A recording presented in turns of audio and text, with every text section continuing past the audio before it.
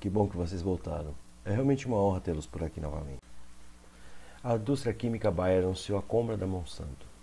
O negócio envolve 66 bilhões de dólares. Inseguranças referentes à saúde e segurança alimentar. Com a fusão será criado um gigante mundial na área de insumos agrícolas, responsável por movimentar 23 bilhões de euros por ano e controlar mais de um quarto do mercado mundial de sementes e pesticidas. O negócio recebe críticas de especialistas ligados à saúde. A empresa alemã Bayer é fabricante de remédios contra o câncer e a Monsanto é fabricante de herbicidas comprovadamente cancerígenos. Em 2015, o mercado de remédios contra o câncer faturou 100 bilhões de dólares. A transação também preocupa a venda de sementes tradicionais.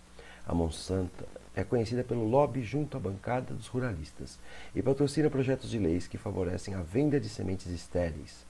E o Brasil pode ser o primeiro país do mundo a liberar a semente Terminator, uma semente propositadamente estéril que fragiliza a agricultura familiar.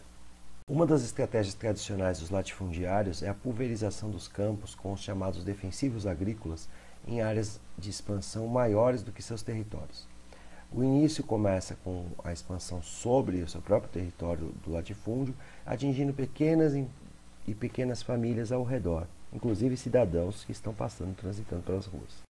Foram anos de debate a respeito da legalidade da compra da Monsanto pela Bayer, que foram não só por conta dessa coordenação entre câncer e cura do câncer, como também entre a questão do monopólio total sobre os poderes da agricultura. Também não pode esquecer que, ainda que esse discursinho da bancada ruralista de que nós estamos fazendo comida para alimentar o povo brasileiro, quem sabe que não é verdade, porque a soja não está sendo usada explicitamente para isso, ou diretamente para isso, porém, a gente tem sim que pensar que, se não fosse o agronegócio, o Brasil provavelmente ia ser, sei lá, uma Namíbia. Você só omitiu de propósito o fato de que nós poderíamos ter investido em tecnologia e assim, dessa forma, saindo dessa inércia em qual nos encontramos. É através do agronegócio que a gente consegue ter dinheiro para girar a economia do país. Basicamente, a gente exporta commodities, seria muito bom se a gente fosse um país industrializado, mas como nós não somos, é o agronegócio e a mineração que giram o dinheiro nesse país. Grande parte desse dinheiro é feito pelos impostos pagos pelo cidadão, e é o governo quem decide para onde eles vão. Quando o debate acontece sobre o agronegócio, acontece justamente para questionar que o dinheiro vai totalmente para o agronegócio e agora, graças ao governo atual, toda a bancada ruralista faz parte do ministério responsável para gerenciar que tipo de agrotóxico poderá ser usado na população brasileira. Porém, isso nunca vai ser levado em conta por você. Talvez porque você tem amigos junto do movimento que quer que isso aconteça.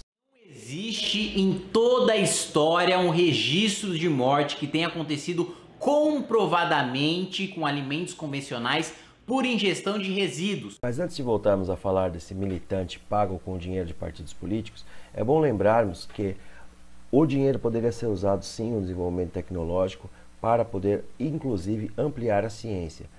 Porém, isso não vai acontecer. Ter alguma verba aqui no país para movimentar as coisas, principalmente, de fato, é graças ao agronegócio e à mineração. Infelizmente. Nadia Ayad, alguém que você pode não conhecer.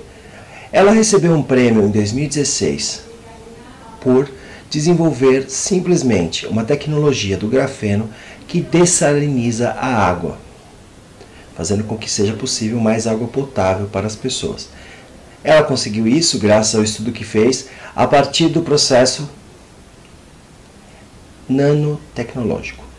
A nanotecnologia é uma reincidente nos debates que nós tínhamos levantado em 2014, quando falávamos tanto sobre a crise econômica quanto as relações industriais dessa crise, as relações diretas desta crise com os meios de produção se desenvolverem muito mais rápido do que a capacidade de lucro desses meios.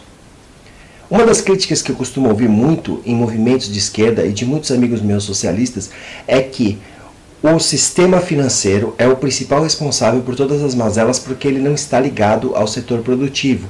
E eu ouço de muitos liberais de que o Estado acaba aparelhando uma série de fatores para facilitar o setor de especulação financeira. No fundo, eu concordo com as críticas desses dois segmentos e me vejo como um socialista libertário. Quando o processo, para mim, mais responsável por todas essas questões não é levantado por nenhum dos dois. A verdade é que se Nádia tivesse tido o apoio com os impostos que são cobrados das commodities e não o agronegócio, sua bolsa do Ciência Sem Fronteiras não seria cancelada. Ao invés disso, nosso dinheiro vai para a Bayer e para esse senhor aí, o CEO dela, que disse que não faz remédios para pobres indianos, e sim faz para quem pode pagar. Remédios desses contra o câncer, que os pesticidas da Monsanto são acusados de gerar. A declaração foi feita por Margin Dickens em 2014. O governo indiano exigiu que a Bayer produzisse remédio porque deu subsídios para ela. Por que não dá subsídios para outras coisas?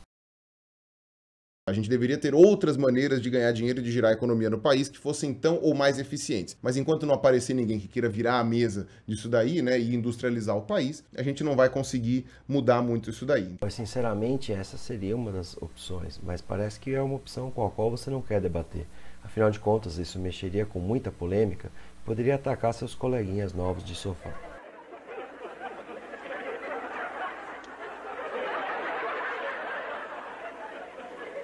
Realmente, a gente não adianta só ficar demonizando o agronegócio, sendo que efetivamente eles estão ajudando a gente de alguma forma. Que a gente também não quer dizer que tem que passar a mão na cabeça desse monte de latifundiário para as merdas que eles estão fazendo e muito menos para os deputados latifundiários que querem aprovar merda, desrespeitando o meio ambiente, desrespeitando a vida das pessoas, como é o caso desse lance aqui do Mato Grosso. Tá? É justamente sobre isso que é o vídeo do Gregório Duvier, que não é para passar a mão neles, mas parece que você está passando sim, ao tentar falar que o Kim mentiu tanto quanto o Gregório, que não é bem verdade, não é?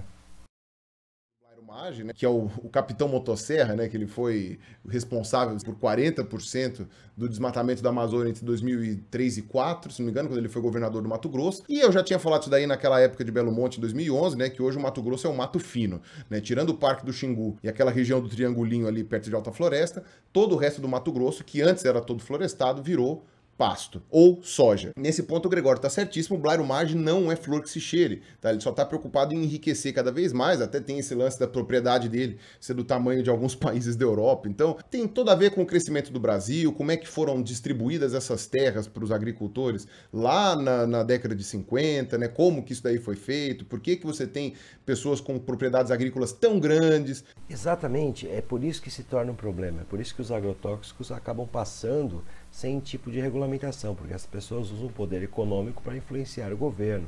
Mas do que é mesmo que estávamos falando? É o caso aqui eu estou falando de agrotóxico. Não é de surpreender, não vai entrar no assunto. Vai excluir essas provas das questões que são a única base do discurso do Gregório. Por que não me surpreende isso daí, hein? Tem que tomar cuidado para não misturar os discursos. Existe mistura nos discursos, é o que ele justamente falou. É porque eles têm muitas propriedades e influenciam o governo com o seu poder econômico que os agrotóxicos mais tóxicos e não verificados, e não testados, e não comprovados, e mais cancerígenos irão passar.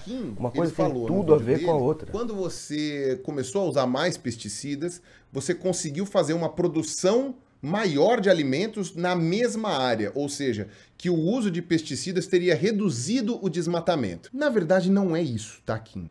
Você está confundindo com os transgênicos. E aí agora a gente tem que abrir uma outra janela, que é a janela dos transgênicos.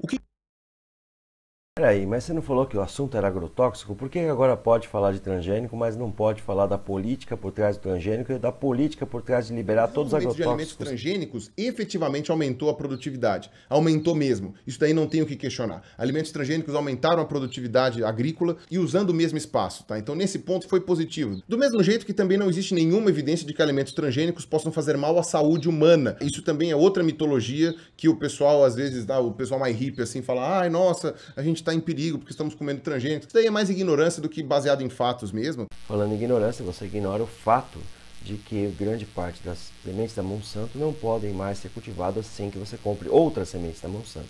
Mas isso daí você vai omitir de propósito. A pessoa que compra alimento orgânico no Brasil tem grana, então é por isso que ele é caro. Isso é oferta e procura, capitalismo 101, sabe? Não é nada a ver porque não tem subsídio do governo, porque tem boicote dos grandes produtores latifundiários.